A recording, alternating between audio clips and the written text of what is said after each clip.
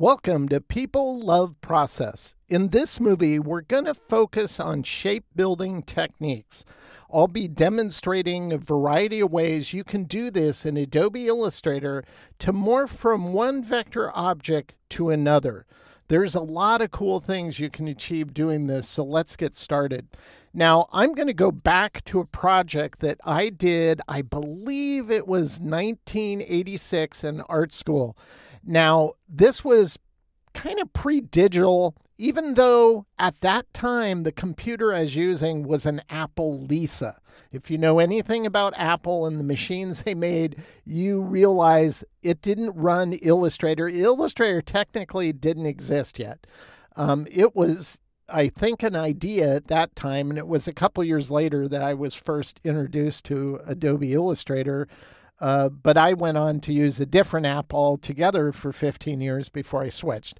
But that's a whole different story. Maybe sometime in a live stream, which I am planning on doing, by the way, I'll tell you that story because it's kind of funny.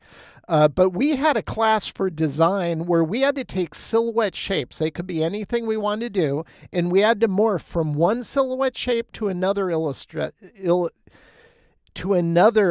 silhouetted shape. So I pick Illinois, and that's the hometown where Abraham Lincoln was born, and morph to Honest Abe. And that's what we had to do. But we had to do it manually before anything digital could morph, before obviously the Terminator movie where visual effects started doing morphing. In that case, you had the chrome Terminator guy chasing around Sarah Connors.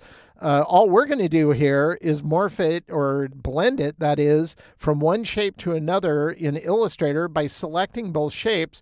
And you can use a key command, but I'll show you where that's at. We'll go to Object, down to Blend, and we can hit Make. But notice it's Option Command B. Now, be careful. Don't hit Shift Command B, because if you hit Shift Command B, you're going to... you're going to turn off your bounding box and it'll be harder to select shapes. I did that when I was working on it and didn't realize. I go, what's going on with Illustrator? Something weird. So just make sure you hit Option Command B, whatever the equivalent of command is on a PC, Alt, I think. I'm sorry, I don't use PC to do creative, but it's virtually the same. When you're in the Illustrator or Photoshop, whether you're on PC or Mac, other than that command difference on the keyboard, everything else is identical. So we're going to have these two shapes selected, go to Object, down to Blend, and we're just going to click Make. Again, if you just hit Option Command B, it would do the same thing, but we'll click this and you can see it added all these shapes. So we're going to go into the blend options, the blend tool here on the palette, double click it. It'll take us into blend options. And we're using the cap that you can do on shape blending. If you think of it as a ceiling, how high can it go? It can only go to 1,000 shape blend. We don't want this. If we go 5 and we can go preview, you can see it's starting to morph from Illinois, and as it's going along, you can see Abe's profile starting to emerge until it gets to the final shape. I actually think 4 looks even better like that. And so that's what we want. We'll click OK. So we're just doing a simple morph like that. Now, that's one way you can do it. And again, if I go ahead and go Command Z to get back to our original with these two shapes selected, if I just hold Option, Command, and hit B, it'll do the same thing. And again, it's going to do the original number we had. We only want 4, like that. So if you remember that keyboard command, that is what we're going to use. Keep moving forward, because every time you can avoid having to go to a menu and pull down and select something, it saves you time. And if you do that, let's say in a given day you do that 20 times. Okay, take 1 day times a year. It takes 1 year times a decade. You're wasting a lot of time. So learn the key commands. Makes life a lot easier. Another way you can do it is you can select Illinois and you can select Abe. We can go to the blend tool here. And if you click on an anchor point anywhere in this shape, we'll do the top right kind of corner here. And we go to the bottom right corner of Abe, what it does is it changes the orientation. Now, this is still defaulting to the ceiling. So we're going to go in here and specify, in this case, we only want 5. And we can preview it, and that looks fine like that. And you can see how it's not only morphing, it's also twisting it. So that's kind of cool because you can do some pretty cool transformations. If we go in here and put in 4, we go back, you can see how it does. And I almost like this second to the last one because it's more of a caricature. It kind of looks cool. So the only reason I'm showing you Honest Abe is because I thought it'd be interesting. I tried to find I know I have it somewhere in my archive, but I can't find it. I wanted to compare what this looked like to what my school project looked like, but a lot harder to do it in cut paper and just kind of guessing what move, but it does help you to think in shapes, learning that kind of stuff. And so I just wanted to walk you through it. So let's go through a couple more very basics. That was just blending from one shape to another shape. Can you blend more than just from one to another shape? Yes, you can do multiple shapes or multiple objects, that is. In this case, we have a burst, we have a diamond, we have a circle. Can you blend all these? Sure, you can select all of them. Option Command B, and it'll blend them all together. Now, this is putting together, let's go ahead and select this and go to Blend Options. It's doing the max. Now, if you go to 24 here and preview it, you'll be able to see those steps and you'll see the little ridges that show up. So the ceiling of 1,000 is going to come into play as you start applying these blends to different types of shapes. If you want that continuous tone look, you have to bump this number up. And on this one, we don't need 1,000, but I think you need about 200 to make it look believable as a continuous tone. Now, once you have this, this shape acts like a group. If you go to Appearance, it's not going to say Group. It'll say Blend, but it kind of acts like a group, meaning I can double-click into this, select the original shapes, and move those, and it moves the blend. I can also, maybe I want to go ahead and rotate this and turn it into a square. You can do that. You can size it down. Maybe you want it to get small and then go back up. You can do that as well. And again, you can round it if you wanted to, and you can move this anywhere you want like that.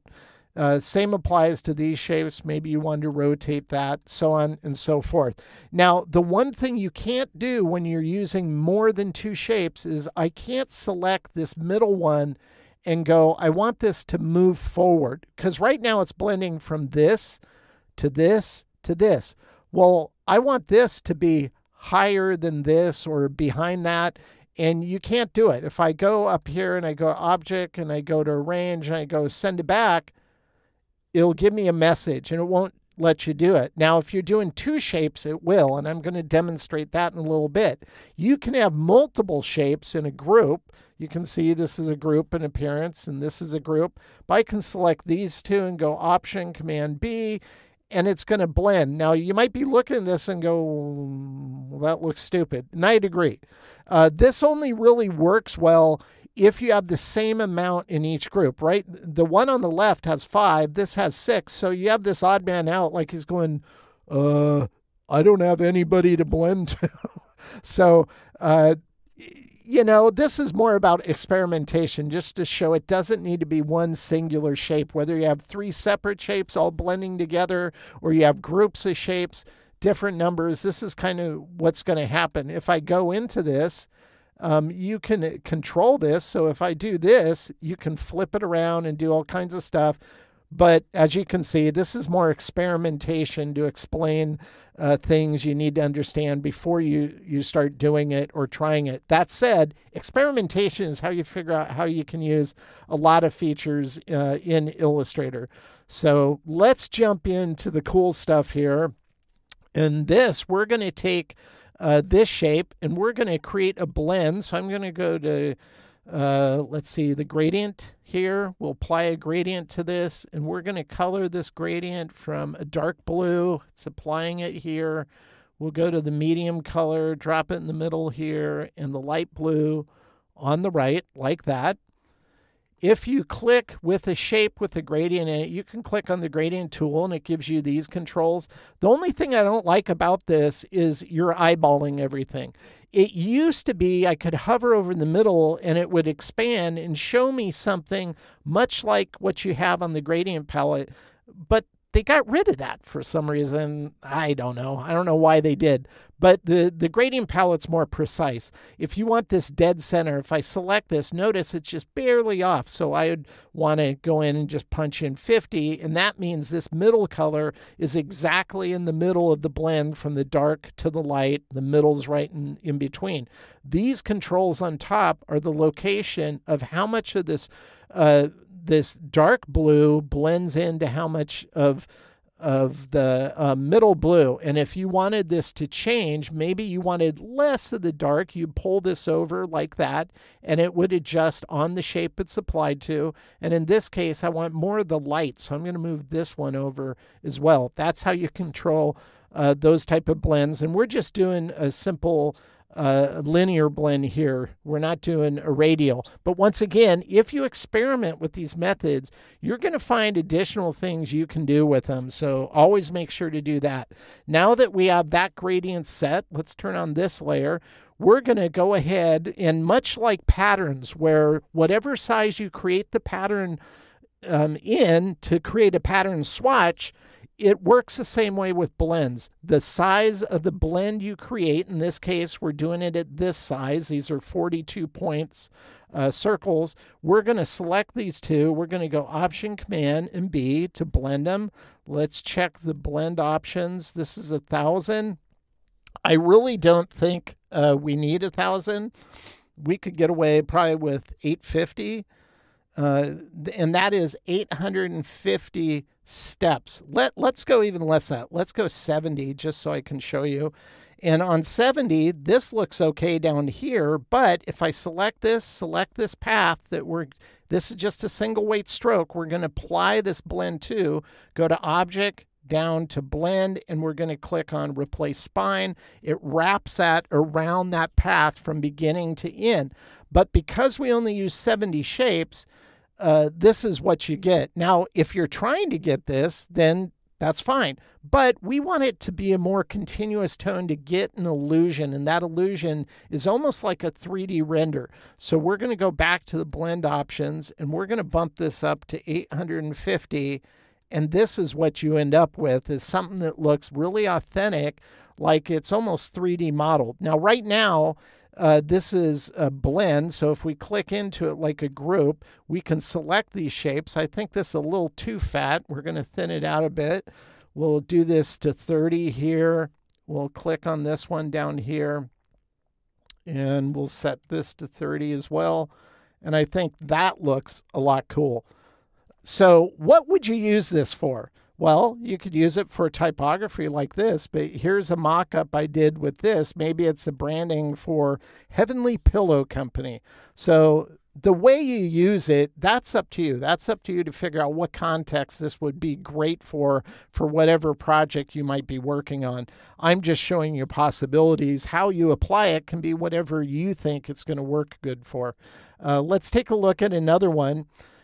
These first options are typographically driven just because I think they're a lot of fun. Here's another blend we created. I specifically created this one to have a really bright color because I want this to work much like you see those movies, and it's a dramatically lit scene, and his face or her face might be profiled in dark and light hitting it, but then there's a secondary light source off camera that's usually in a dark scene. It tends to be like a reddish color or a blue color, and it looks really cool. That's kind of the effect I'm going here. So we're going to blend these two shapes, Option Command B to blend them together.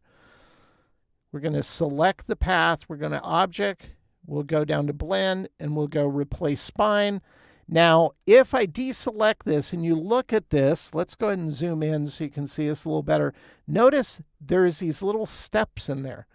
Well, if we select this and we go to the blend options, you can see we're maxed out. So how do you fix that? Well, there's only a few ways you can fix it. This is where I wish Adobe would go back into functionality like this and increase the ceiling to 2,000, at least, double it. Then you wouldn't ever run into these problems for the most part. Why they don't do that, I'm not sure. It's because they don't pay attention to that level of detail, in my opinion. So the way I would try to resolve this is we could click into this, select our shape size, and we could increase this. Now, we could increase it by punching in the size of the shape like we did before, or we can go to the scale tool. And on the scale tool, I can just select it, type in 135 and click OK, and that'll beef it up. That might make it big enough that it'll work, but I want to make this one smaller, so I don't think that's going to do it either. And on this, I want to go 85, like that. And let's go ahead and zoom out a little bit, and you can see you still see it. Now, this one I think is going to be forgivable, but I want to show you how you could edit this to improve it. And unfortunately, what I'm going to show you is a plugin, because this isn't native to Illustrator, but it's a perfect example of why plugins exist and why second-party companies like Astute Graphics make plugins, because they make the creative process easier. I'm going to select this last anchor point, and we're going to go over here. This is also a good argument for becoming friends with people who start really cool software companies, because you can hang out with them at a conference like I did with Nick, who owns Astute Graphics. And we were just talking. We were just talking about vector art and stuff. And I said to him, you know what I really wish you would kind of create is, there's times where I want to select an anchor point, and all I want to do is just relocate it on the path that exists, but not screw up the art. And he's going, what do you mean? And I go, like, just slide it around the path until I get it into a new position that I want it in, and then I let go, and it doesn't destroy my art. And he's looking at me, and he goes, that's kind of a cool idea. 2 weeks later, he goes, okay, check this out. And this is it. We have this end anchor point selected. I'm just going to select it. And I'm sorry, let's do this one. Like here, if I want to relocate this, I can select it and move it like that. Or I can highlight it again. And notice these nodes show up. Those are tangents like that. So I'm going to go up here and I'm going to snap it to this tangent. Notice it doesn't destroy my art. And all I'm going to do is delete this anchor point, and it just reassigns that shape that I blended to the end of that anchor point. I can go in here and remove this Bezier handle poking out there and retract it like that. And that's how you could simplify your art. I think this one could, we might even be able to go a little further like that. Let's take this one, and we'll take that tool, and we'll come up here. And notice, if it will distort, it's going to show you. So you can decide if you want to do it or not. In this case, I think I'm going to put one here. And then I'll go in, I'll add an anchor point like right here. Then I'll select this one and I'll delete it. And this is how you can see we barely see that repeated shape now, because we've adjusted the length of the path. So the longer the length of the path, the more unbelievable you're not going to get that believability of that continuous tone because of the limitations of Illustrator. I wish Illustrator would go back to features like this. This feature has been in Illustrator a long time, and just beef it up to make it work with machines that have a lot more memory than when they first added it in. It'd be great. So what did I use this specific blend for? Well, I created this. And this also goes to show you, and you can tell these paths are shorter, so you don't see that kind of blending. And if you do, you can increase the size. So if I go in here, I can select this and I can decide, well, I think this might look better a little bigger, like that. I think that looks good.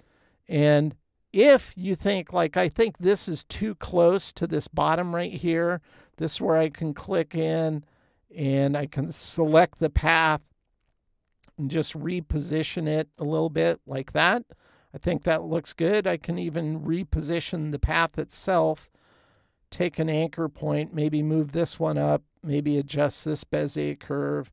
Maybe I want to bring this over just so you can see a gap in there. And this is how you can adjust things. So it's really easy to work with, to move around. I think this one, once I do something like this, I can't stop until I like it. Like that, then I'd probably adjust this. And right now I have smart guides turned on. I go Command U, turned off. That way they don't snap, so it's nice and fluid. They're great to help you build, but at times can get in the way. So you want to toggle them on and off. And you do that by using Command U. We're going to go in here, and I think I want to make this a little smaller, like that. And then we're just going to go ahead and go to Rotate Tool. I'm going to find this area right about here and just move it just so this space improves there. So really easy to make adjustments and to finesse art like this. You can size the shapes that are blending. You can manipulate the path like you do any kind of vector-based path that controls the blend, but you can get cool effects like this. And I really like, again, that secondary kind of light source hitting those objects and making it look that way. So I want to show you another way, and that is I'm showing you letter forms, and I'm using a mouse in this movie. I'm not using a Wacom tablet or anything. And so if we go to the pencil tool here and double click on it, you want to make sure it's on smooth. Usually it defaults right in the middle, but don't have it on accurate. You want it on smooth. Normally I don't use that if I'm using a Wacom pen. I want it to be what I draw. But in this case, I want the algorithm to smooth what I'm going to draw. So we're going to put it on smooth, click OK, and I'm just going to draw a letter form. Again, I'm using my mouse, so this is going to look kind of wonky like this, and I'll just do a G like that. And here's where, if you use Adobe, if you use Illustrator on the iPad. Now, people say Illustrator's on the iPad. Well, Illustrator Lite is on the iPad. It's not Illustrator. There's so much it can't do. I don't use it because I would use it if I could draw on it with the blob brush. I love the blob brush and a Wacom on the desktop, but a blob brush with the iPad, it's horrible. It's like absolutely horrible. I've told them that. They haven't fixed it. So until they do, I'm not going to use it. But here's why. Another reason, again, sorry to bring up these plugins, but they're so worth their weight in gold for the time it saves you. Again, this did a good job of simplifying, but we have too many anchor points. Like we don't really need that. We don't need this one. I don't think we need this one. And I don't think we need this. And I'm just looking at and auditing which anchors do we need to keep to retain the shape we have. And I'm just selecting the ones that are unnecessary. And these, I can just go to the Astute Graphics, plug in the Path Scribe tool. It has its own panel. It has this, which is a smart remove. So I can, with those selected, I can just click, and it gets rid of them, doesn't destroy my path. In this case, you only see a highlight because I haven't applied a color to it. Let's apply a stroke color like that. So that's one reason I use a plugin. We're going to go back to the Font tool here, reposition anchor point tool, and I'm going to put these into their proper tangents here using proper geometric terminology like that. And this one, we're going to move this one all the way to the top, and we'll move this one to, think 9 o'clock, 12 o'clock. This will go to the 6 o'clock position. So in my book I wrote called Vector Basic Training, I talk about the clockwork method. And that's why I love this tool, because it's like somebody read my book and created a plugin is what it felt like. We can get rid of this one. I don't think we need that. Go back to that tool, select it, reassign it to that tangent. Not that you can't adjust. I think bring the Bezier curve out there would look better. I don't even think we need this. We can get rid of that. So that's how I would simplify this. Now, you might still finesse it. I think that's a little flat there. We'll round that out a little more, like that. So once you have your path, this is what, I can't stop finessing with it. Okay, once you have your path, then you can take your blend, and then you can go to Object, Blend. We'll do the Replace Spine again, and you can create something like this. So that's how you can use different tools, the pencil tool. In this case, I think I would adjust this just so you can see a gap over on that side. And I don't like this coming down here. I want this to come out kind of over here. So I might do something like, you know what this is reminding me of? I only did a G because of my last name, but now I'm looking at this, it's reminding me of the General Mills kind of G logo of sorts. Probably because whoever did that knows cursive, and I grew up learning how to do cursive like that. Now, one thing, when it comes to a corner like this, whether you're wrapping it on a path like this or applying it to a different type of path or shape, it's never going to do great on a corner. This is where I'll go in with the corner widget in Illustrator, and it just looks nicer if you just put a nice subtle round there to get something like that. So I think that works nice in that respect. Again, if we go in here and we go to blend options, this is 900. We can kick this one up to 1,000. Okay. And then I'm going to go into this blend, select this. We only have two shapes here. We're going to go arrange, and we're going to go bring to front. And notice how it brought that to the front. And I even like that. I even like that better. So that's how you can use the pencil tool and such. Let's take a look at some more blending examples. We're going to take a look at this design. And I wanted to do something that wasn't a letter form specifically. This is obviously a butterfly, a simplified one. But again, we're going to go into this blend and select these shapes, and I'm going to make some edits. Right now, this is 33 if you look up here in the control window. And by the way, if you don't have this preloaded, make sure you turn it on. Just make sure you have application frame on and control. This will show you shortcuts and information based off of what you have selected and what you're doing, and it saves so much time. You don't even have to go to your alignment palette if you have that open, because this will show up if you're selecting shapes, and you can align using that methodology too. So it really does save a lot of time. We're going to bump up the size here to 42. And we're going to go over to this one and do the same. And I like that being a little beefy.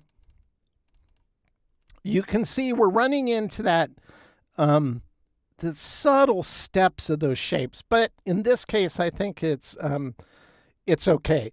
Now, if you look at the antenna, and the reason why I bumped this up is I thought the body shouldn't be the same weight as the antenna. Antennas are fine little things, even though we're going with kind of a chunky style here. But I created this one, but this one looks like it's coming towards you. This one looks like it's going away. And that's where being able to select a shape and go to Object, Arrange, Bring to Front. Notice I have F5 set up. So I can just select a shape and go F4, pushes it back, F5 brings it forward, and I like it coming forward. I like how it introduces that color up here more, and I think this looks really great. But here's the cool part. If you get in the habit of using global colors, and I have another movie I'm going to be recording about global colors and tints, It's a good creative habit to get into, and I'm going to prove it to you here. We're going to go ahead and select the background, and we're going to color it this same kind of teal color. I'll lock that now. And I thought that looked pretty cool, but I want this kind of butterfly character or shape design to be floating in space. And I thought it was too light, too bright. And we're going to click into this color and we're going to edit it. Because it's a global color, we don't have to touch our artwork. Right now it's 80, 0, 25, 0. I think I'm going to beef up the blue, add some more blue to it, and leave all the other things the same except on black. We want it to be dark, so we're going to add 55 black to it. You can see how dark it is, and we'll go okay. And look at how cool that looks. I think that looks awesome. Turn on typography, and it's just a fun style to work in. And this really looks like you have this rim lighting hitting it from two different sides. So a lot of fun you can have with this style. So what else can you do shape blends on? Well, you can do live typography. So here's a font. This is a Google font. It's included in the exercise files. This is Alpha Slab 1 regular. If you don't have that, you can go to Google Fonts and download it for free. It doesn't cost anything. We're going to clone this, Command-C, Command-F. I just have that set up as an F3 key. And if you haven't watched my keyboard shortcuts movie on People of Process, make sure to check that out. And if you do things on a routine basis, that's a good candidate for creating a keyboard shortcut. I'm just going to size this down. We'll color it white. And if I bring this here, you can see it's on top. So what I want to make sure is this one, I'm going to bring forward. And then the bottom, we can move that up. We move this one down like that. I can select both of these. I can go Option Command B, just like vector shapes, and you can see it's going to blend. And if I go to the blend options, it's set at the most. I don't even think we need it to be that much. I think we could do it a lot less. We could go probably 350 and it's going to look fine. Like that, it does. So once again, the more steps you have, the larger weight the file, if it even matters. I don't think it really matters in this case. But this is where I'll take this, and then I'll go to the transparency palette, and I'm going to select multiply, so whatever's white will become transparent. And then I'm going to select the value. Instead of 100%, I only want 70, like that. And if I turn on type above it, this is live type as well. And you can notice this looks fine as is, but I think it would look even better. Actually, I just realized I moved my bottom text. So let's go to keyline view here, like that. And I'm just going to move this down to make sure it's aligned with what I had. Go back. There. And you could leave it like this, which is fine. But what I tend to do is on my type like this, not if it's, I'm not doing this to a whole paragraph. We're talking titling or just a 1 or 2 word type design. I would never do this for anything that's more than that. But we're just going to go ahead and add a white stroke around this just because I think it cleans up that edge. I mean, if you get rid of that stroke, oops, if we go to the stroke here and we get rid of it, you can see the subtle black showing up. And the reason why I add a white is because I don't want that to happen, because I like to take this when I'm using this effect on a design, and then I'll go to effects, I'll go to blur, I'll go to Gaussian blur, and I'll just set it to like 2 pixels because I just think it makes it look a little more authentic having it subtly blurred. But you can do this on live type. And then the blur, of course, is a Photoshop effect within Illustrator. So what would I use this for? Well, let me turn on this background, which is marble. Zoom out a little bit. And here's the design. This isn't live type. I've converted this because I wanted to align it with the lines that separate everything. But I want to just show you what you can do. So we're going to clone this, Command-C, Command-F. And I'm going to go ahead and just pull this down to a location about like that. Make sure the top shape is on the top. We'll go ahead and color this bottom one white like this. We'll select both. We'll go Option Command B, and it's going to blend. Let's check what the blend is. 1,000. I think 1,000's okay. I don't think it has to be that much. I think we could get away with even like 200, something like that. Yeah, that looks fine. Again, all we're going to do is we're going to go to multiply so white becomes transparent. We're going to set this for 70 like we did the hero type, like that. I don't want it so stark. That's why I did that. And we're going to go to Effect, and we're going to go Apply Gaussian Blur. So we've Gaussian blurred it 2 pixels like that. And then we're going to turn on our type on top. Once again, this is all outline. So we're going to add a white outline to this like that. And I think that looks pretty cool. So what would you use this for? Well, I kind of kept this one black and white as I'm showing you the various steps, but ultimately this was the design I used it from. And I just think it looks beautiful when you have an elegance like this, but you're limiting your color palette. Always makes something look really nice. So a lot of things you can do this with. Now, I thought about doing this only because I'm a fan of film noir, and this is a scene pulled from Double Indemnity, and I always like their titling. They kind of do this type of effect in those old movies, so that's kind of what I was inspired from.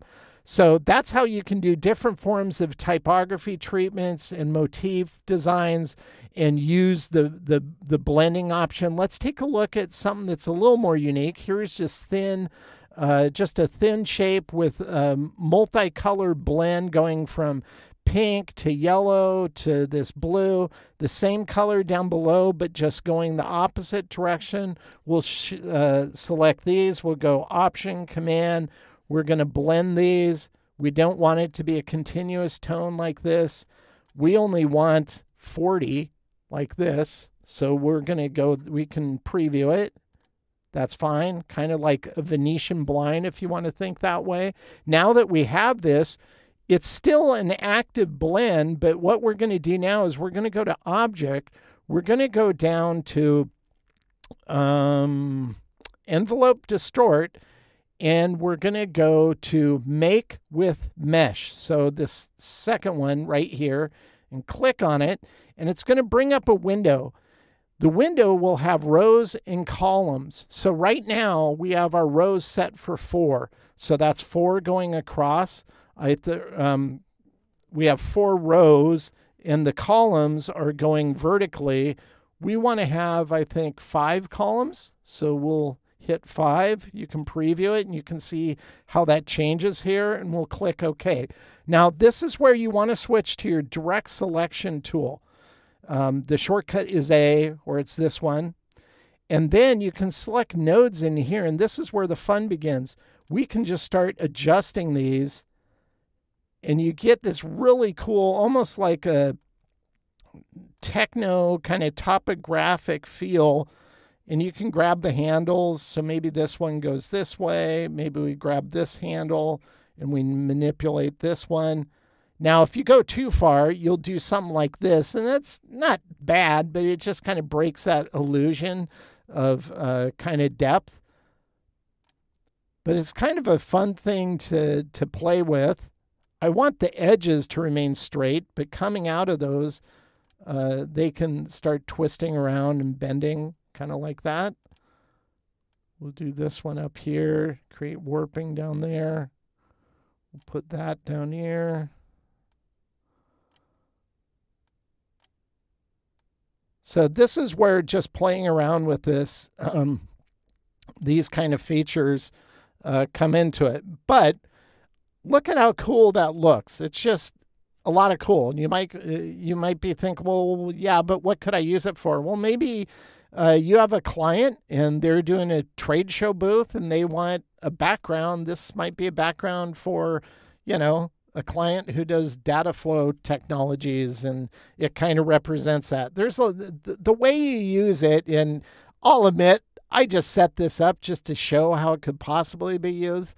But you might think of something even better than this. I'm not so convinced this is that believable myself, but I do like that technique. And I think it's a lot of fun to play with and see what you can come up with.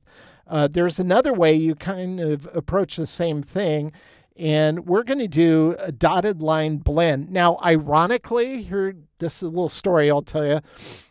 First, let's go ahead and set up what we're going to do first. I don't want, we want to do a white stroke.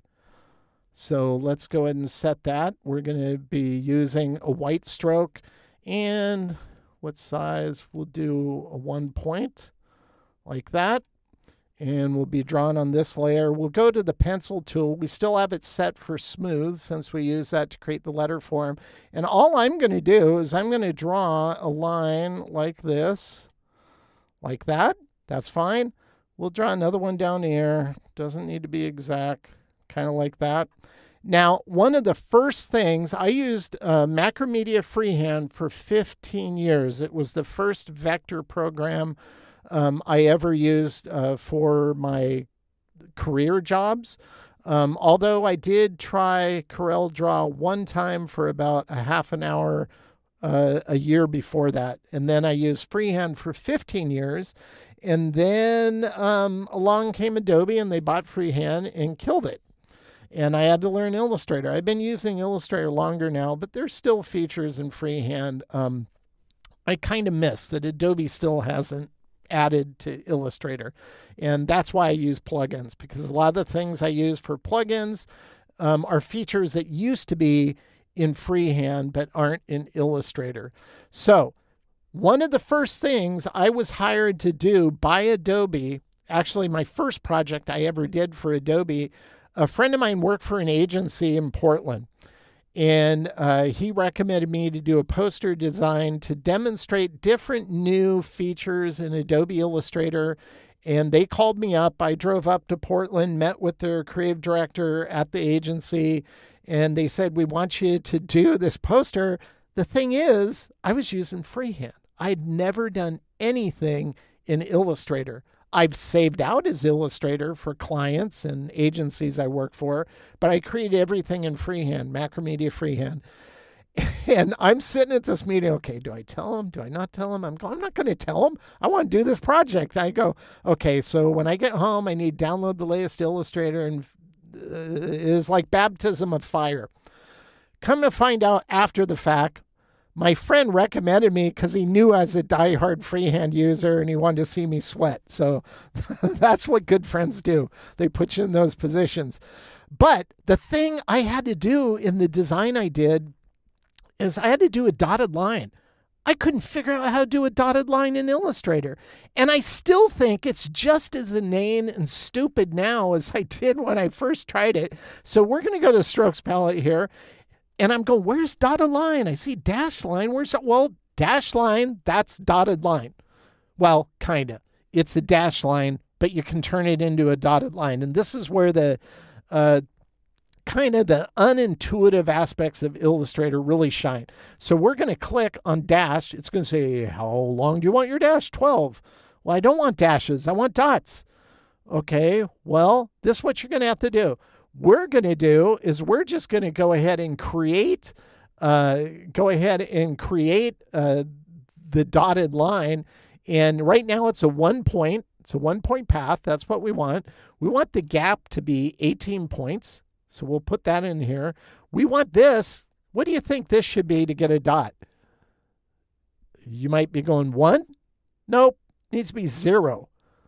Like that.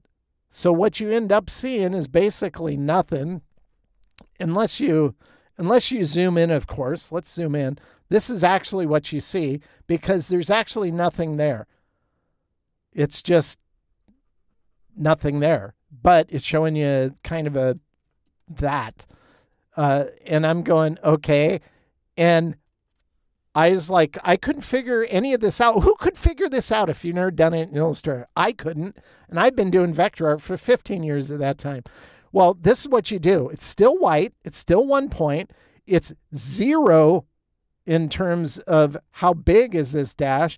And then if we just click on cap, this puts a round cap on the begin and ending. And so what it does is it puts a round on the begin of ending of nothing. This is like a nothing burger with 2 buns, if you want to think of it that way. So that's what you're going to end up with. So all we need to do is we need to, I don't think we need this much space. So let's do kind of half that amount. We'll go, I don't know, let's try 7, see what that looks like. Yeah, that looks good. So we'll go 7 here. We'll go here. And we'll just sample that, but I want this to be bigger. So the larger the path, the larger the dot. So we could go 3, I think 3, maybe 4. Let's go 4, like that. Once you have these two, I can select both of them. I can go Option, Command, B, and then you have this. Now, I think, let's see if we can improve this. Let's go down 1, 2, 3. It's okay.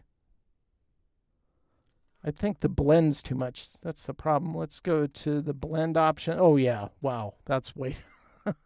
That's not what we want. We want it to be so kind of airy. Something like that. You know, we could even go, I don't know, 28 maybe. Keeps wanting to go back to 1,000. Okay. I think we'll do that. Then let's go adjust our gaps now. I think, let's try 14. There we go. And if we adjust this first one back to 4, yeah, there we go. So it's blending those fat dots to the other dots. And what you can do here, much like we did on the other one, we could go to Object, we could go down to Envelope, and we can go Make with Mesh. It's going to give us the same settings. We'll use those. And then with the Direct Selection tool, we can start morphing this so it's just like the other one where it's almost like creating a surface pattern, almost like it's fabric. This is almost like, I don't know, like a wormhole forming in the Alpha Quadrant, if you're a Star Trek fan, like that. Again, you can select the anchor points. You don't always have to grab these nodes. The nodes make it look cool. Like that. So there's a lot of stuff you can do with these to get a really cool, kind of cool look. I think that looks kind of cool. You can obviously, like I'm just keeping this white on a dark colored background, is we can go back here and we can go to our original path like this one. And maybe we color this, I don't know, let's color it a blue like that. And it would blend blue to this one was white, but let's make this one yellow. Oops, we made both of them yellow. Make just that one yellow. So now it can have a gradient that also is part of that blend. So pretty cool what you can do with this. So what I like to do is to do kind of what I call wireframes. And so right now we have a magenta, blue, we have this white one. Now I just made the white one white so I could see it in the movie. We want this to be the same color as the background. So like that. And then I'm just going to select all of these and go Option, Command, B. And it's going to give a nice kind of blend. Let's zoom out a little bit like that. And as much as I think this looks okay, and by the way, you can always go in and you can change color. Maybe you want this yellow like that. So you can make these colors do whatever you want and morph any way you want based off of the path you created.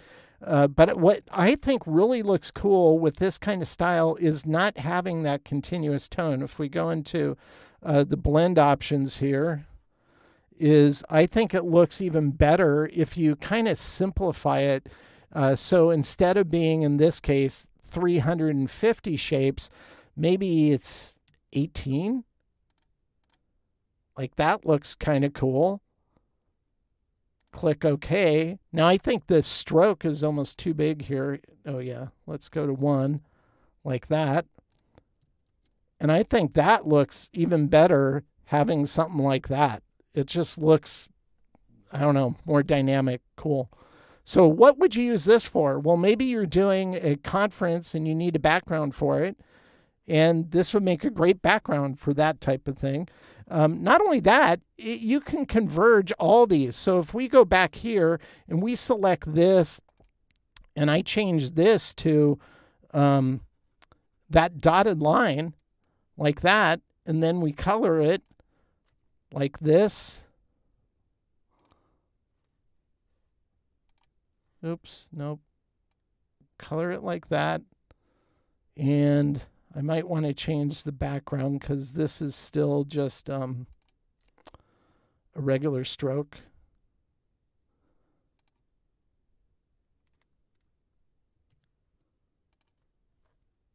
You could do that type of thing, which I'd probably adjust this. This is where I go off the script here. I'm going, oh no, I didn't plan on showing this. Why am I doing this? I'm going to screw it up. I think it'd look better if this was smaller. Let's try 8. Oh yeah, there we go. That looks good. Maybe even, I think we have 4 here. We'll go 3. There you go. Boom. That looks awesome. But you can mix all these things is the point I'm trying to make. Kind of glad I showed that now. I wasn't sure if it's going to work out too well, but I thought this looks pretty good. So that's one thing you can do, is you can take these different methods and just mix them together. Once again, experiment. Me just experimenting there. I like this better than what I had. So there you go. That's the best way to do it. Now, the next one is kind of cool. And it's something a friend showed me that I've been using Illustrator for 20 years. And I try to avoid the option menus because, frankly, it takes too long to go there and do stuff. Well, I missed something. I don't know at what point they added this. Maybe it's always been there, and I just never noticed it. Who knows? We're going to select this shape. If you look at the size, it's 200 points by 200 points. That's what I want. That's fine. We're going to go to Object. We're going to go down to Path. We're going to go Split into Grid. And I'm like, what? What is this? Click it. Opens up a window. Let's move this to the left here. And all we're going to tell it is on the left is we have rows and we have columns. So it's kind of like what we did with the other ones where it gridded it out. But this is doing it in a different way. It's going to split it based off of the grid input. So we're going to go 4. I want 4 rows, and I want this a square, so I want it to be even. So I'm going to go 4 columns. And then the size, it knows it's 200. I don't want that to get bigger. So how much space? I think we're going to go 29 here, like that. We're going to go 29 here, like that, and preview. And all we're doing here is the gutter is this negative space in between these. If you go 12, then it will adjust it, but it won't change the overall size. It'll just adjust it within that framework.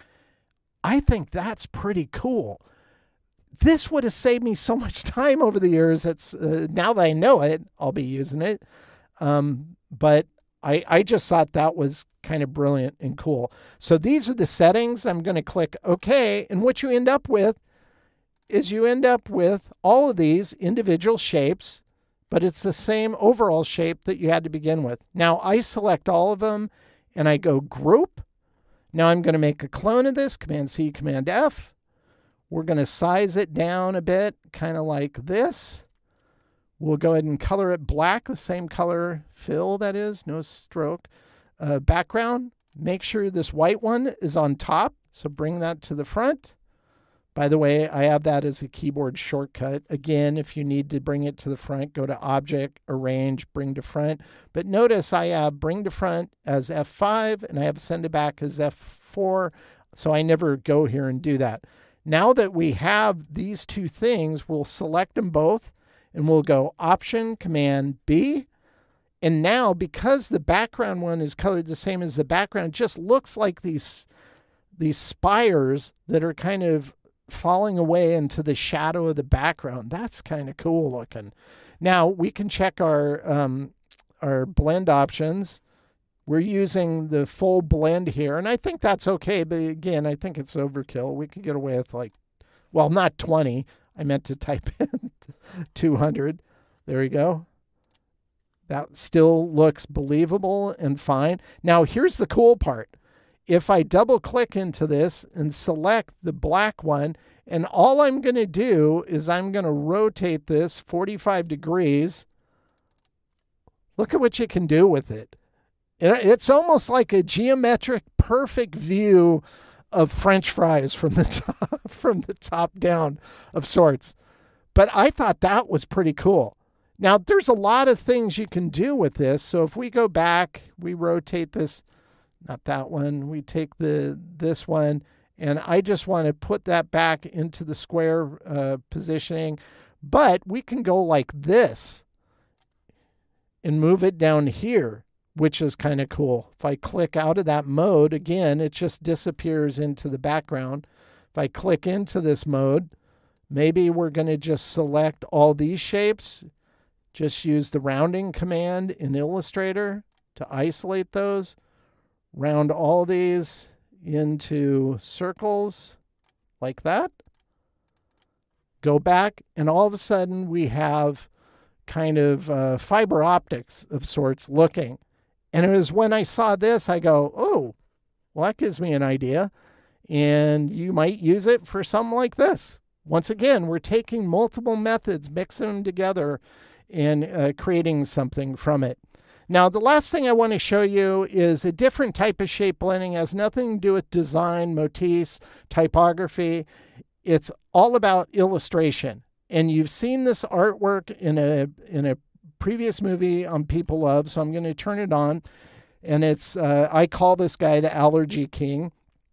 It started as a doodle, ended up as this.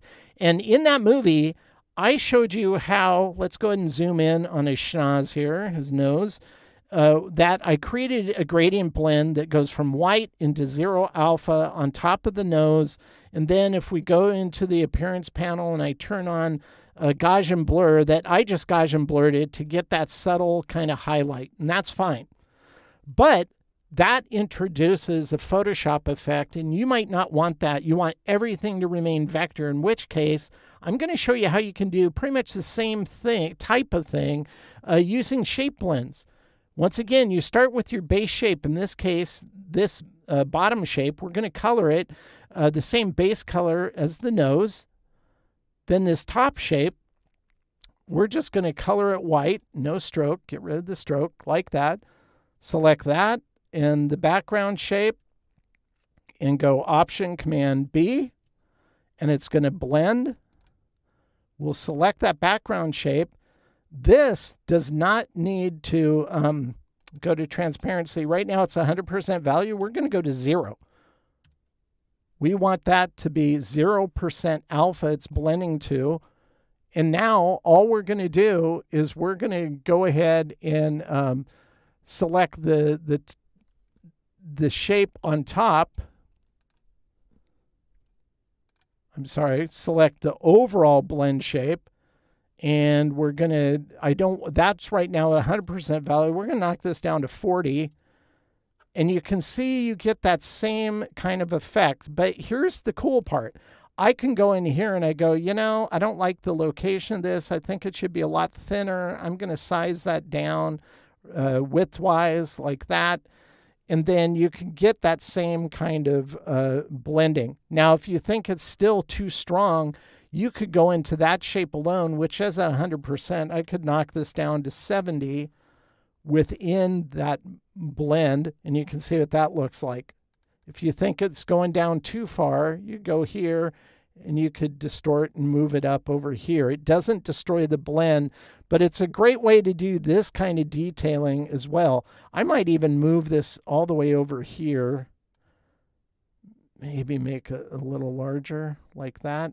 So there's a lot of flexibility with using these kind of blends to do that type of detailing. So I just wanted to show you that really quickly. This type of functionality is kind of open-ended in terms of usage. Lots of different ways you can compose and utilize it with both design and illustration. So take time to experiment. I'm sure you'll discover other ways you can put it to use. Just keep in mind, it's pretty easy to break the illusion you can create, especially when using replace spine method we went over to create kind of that simulated 3D effect. That's because Illustrator limits those steps of blending shapes to only 1,000. So if the path is too long, you'll see the steps of those shapes. So keep that in mind as you use the methodology I shared. I encourage you to give these methods a try yourself, though. And remember, a link to access the exercise files for each movie can be found in the movie's description. That applies to all the movies on People of Process. When you do access the exercise files, it helps support this channel and it helps me to keep making original creative content. If you like this movie, post a link to your to my YouTube channel on social media you use, or email it to a friend you think would enjoy it. That always helps to get the word out. And I want to give a public thank you to 2 premium members, Christopher and Stefan. Thank you for supporting this channel and becoming a premium member. That's really appreciated. Without your support, I can't do this. So thank you for watching People of Process. And as always, I hope this content helps you improve your own creative process.